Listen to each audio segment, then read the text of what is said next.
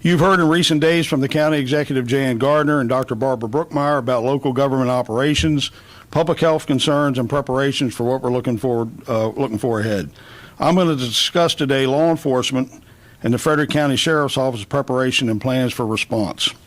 As sheriff, I've taken a number of significant measures in planning to protect our own personnel, our facilities, and the general public from the risk of exposure to the COVID-19 virus.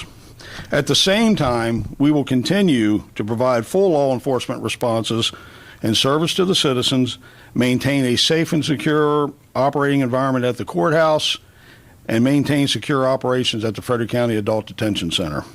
First, let me emphasize, these are unprecedented times. It's going to take the help and cooperation of each one of you to get through this COVID-19, what is a world health crisis. More importantly, because this situation is very fluid, almost changing hourly, please make reasonable decisions in regard to the needs of you and your family. Don't hoard necessities. Make sure that the most vulnerable people in our county get what they need first, and please demonstrate some patience. Do what we have always done best here in Frederick County, come together when times really get tough. I think exercising these restraints will be tough, but we'll get through this. So the Sheriff's Office has taken the following steps in reacting to the threat of COVID-19 virus, having begun many of these changes in our operations as of early last week. Planning and preparation began more than a month ago by inventorying and ordering additional sanitation supplies and personal protective equipment, making sure that we are as equipped as we need to be.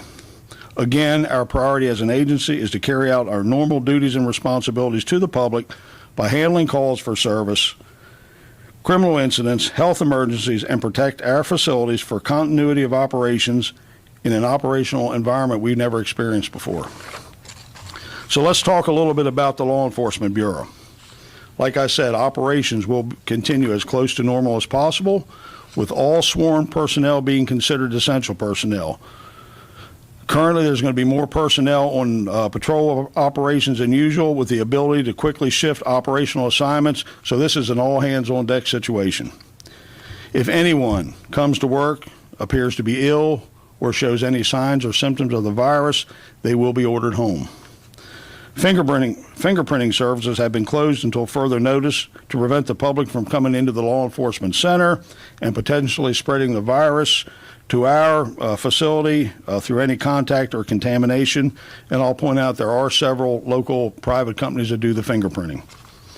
All travel by Sheriff's Office personnel to any location and all trainings have been suspended, to include in-service trainings, which require us to gather our personnel in confined environments to train and teach our classes.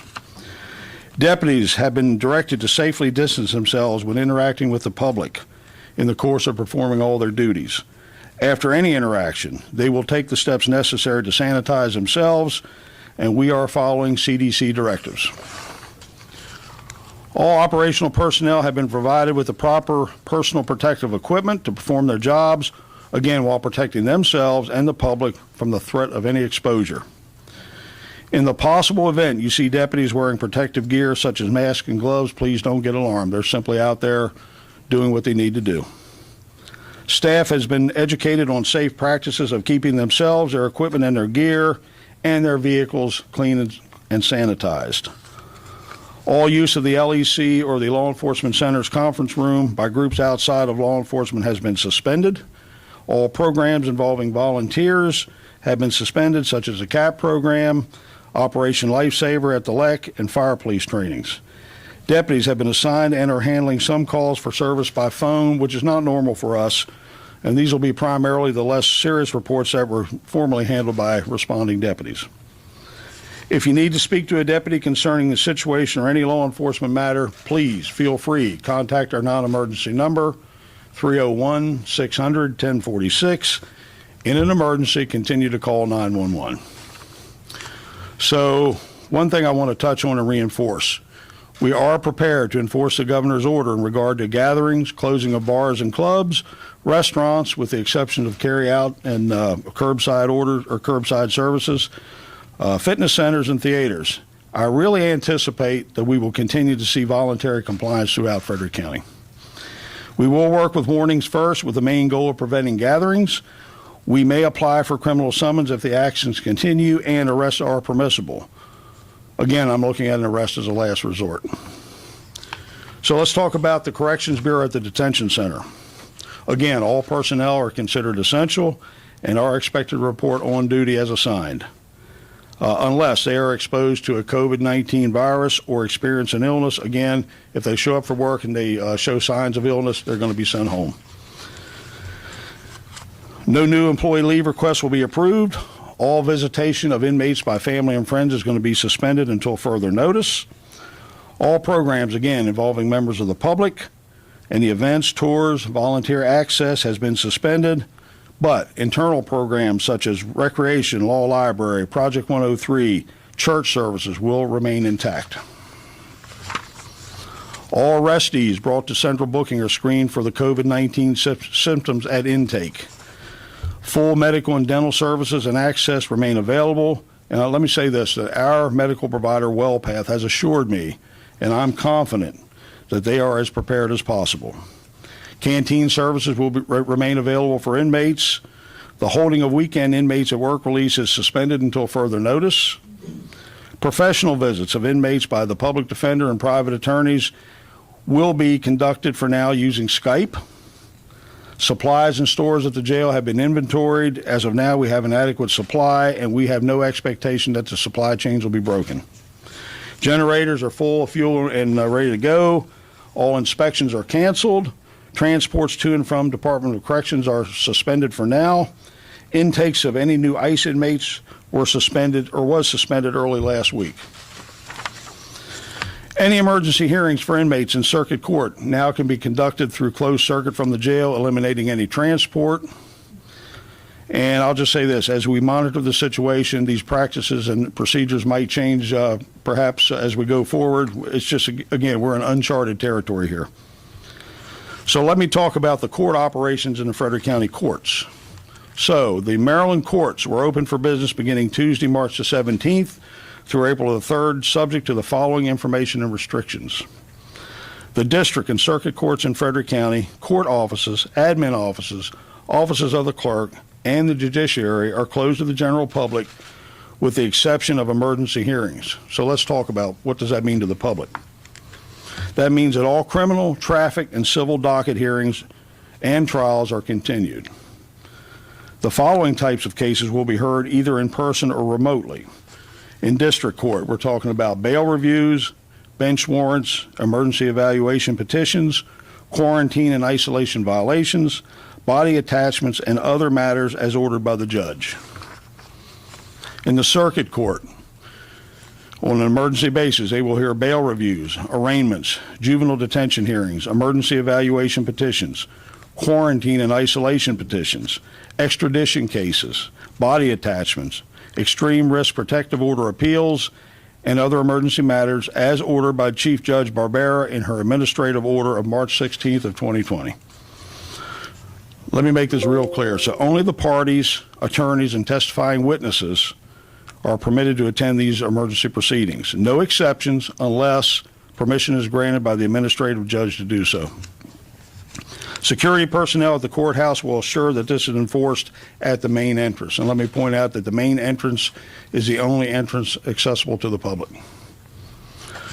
No evictions will be served or executed during this state of emergency. Sheriff's Office personnel will ensure that the Frederick County Courthouse remains as safe and risk-free as possible for public, the judges and staff, and law enforcement personnel to keep the wheels of justice moving. We have to do that. This is all about, again, we can't forget about law and order. So let me make a few general comments that I think are really important. I feel confident that law enforcement throughout Frederick County is well prepared as we can possibly be. We're well equipped, we're well trained to handle what might be coming down the line. We're going to carry out our mission of enforcing the laws during the state of emergency and mitigate the risk and loss of life as much as possible. Last Friday, I convened a meeting of the law enforcement chiefs from all municipalities in Frederick County, along with my senior commanders, to discuss preparations and contingency planning for our routine operations and responses. We also presented at that time our new emergency procedures for agencies that will be bringing arrestees to the detention center. We laid all that out, all that's very clear to every agency. More importantly, we discussed the ability to assist each other, as we always do, but now we have to look at the possibility of any of our respective staff come down or are exposed to this. So what are we going to do if that happens? Again, we're confident that we can cover each other's respective agencies. If anybody out on the street in any agency becomes infected with the COVID virus. So again, we're all confident that this can, and if necessary, will happen without any lapse in coverage or service. This is what we have planned for a long time, and this is what we train to do. My staff and I are constantly monitoring information from FEMA, DHS, and administration briefings for updates and changes on almost an hourly basis. So, we're walking into the unknown. We're facing a really tough and challenging number of weeks and probably months ahead, and generally not knowing what to expect. I think this is really going to be a life-changing time for the entire nation. Things are not going to be the same when we come out the other side of it. As your sheriff, I'm going to appeal for your help in this. So what I'm going to ask you to do is follow the directions of the public health officials, do what you've been asked to do, which is stay at home as much as possible, limit risk to exposure and contamination, and just do the little things that you can do to distance yourself from other people. If you're ill or have symptoms, please stay out of work. Only go out to the stores when necessary, and start practicing social distancing, which for a lot of us is really hard to do. Exercise good hygiene and sanitation practices. Put up those guardrails to prevent risk of exposure to yourself and others. Also, I'm going to make another appeal that's really unusual in this case. So if you need a first responder, whether it's police, fire, EMS, for any reason, please disclose to us if you have this virus, suspect you are infected, or have been exposed to the virus. Protect the public safety personnel that are out there to protect you through the next coming months.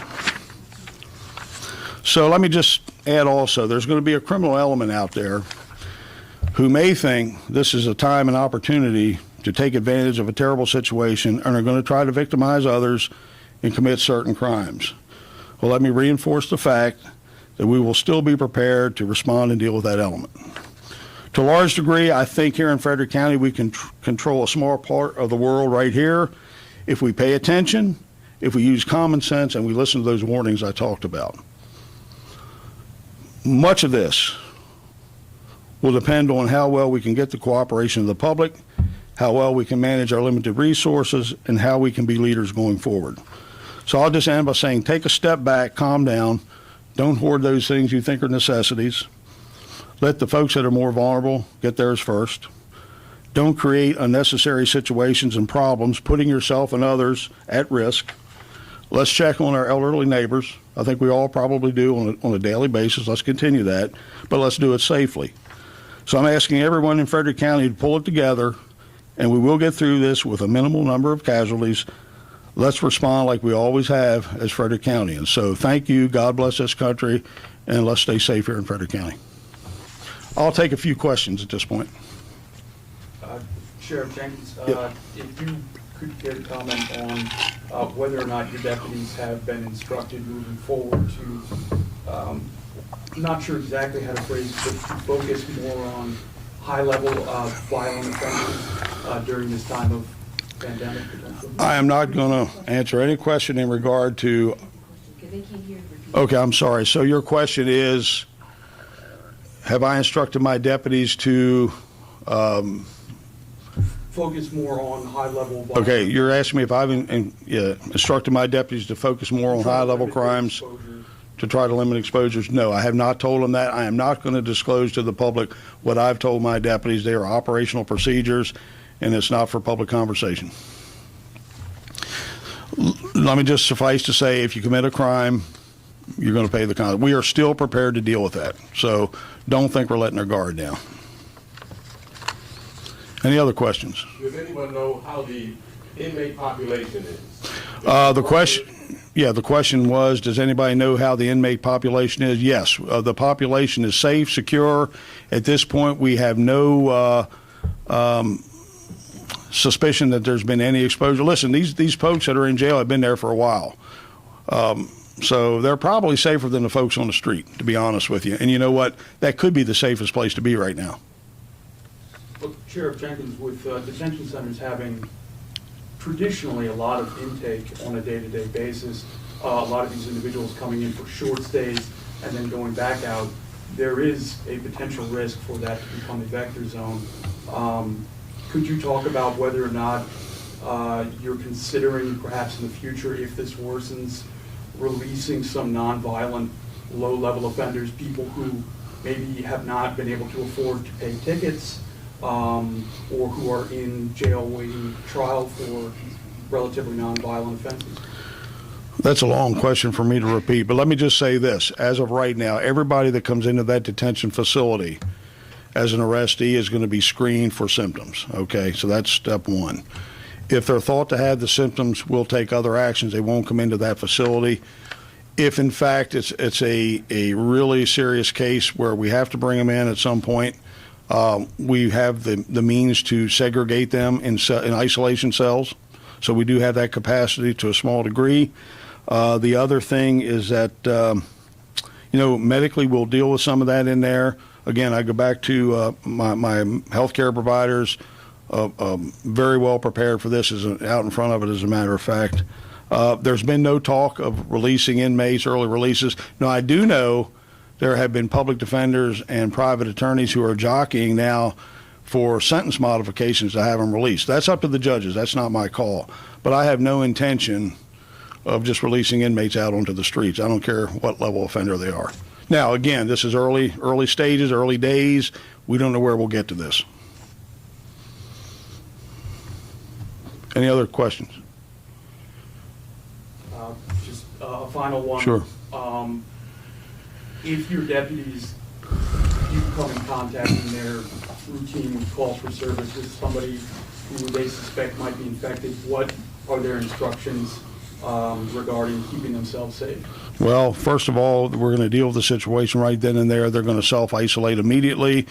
Their supervisors are going to be contacted. EMS will be contacted, and we'll make the decisions then and there based on those particular circumstances. There are really too many what-ifs in this.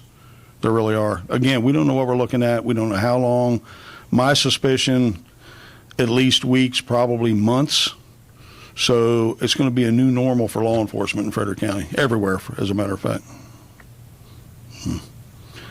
Nothing else. Thank you all for coming. I appreciate it.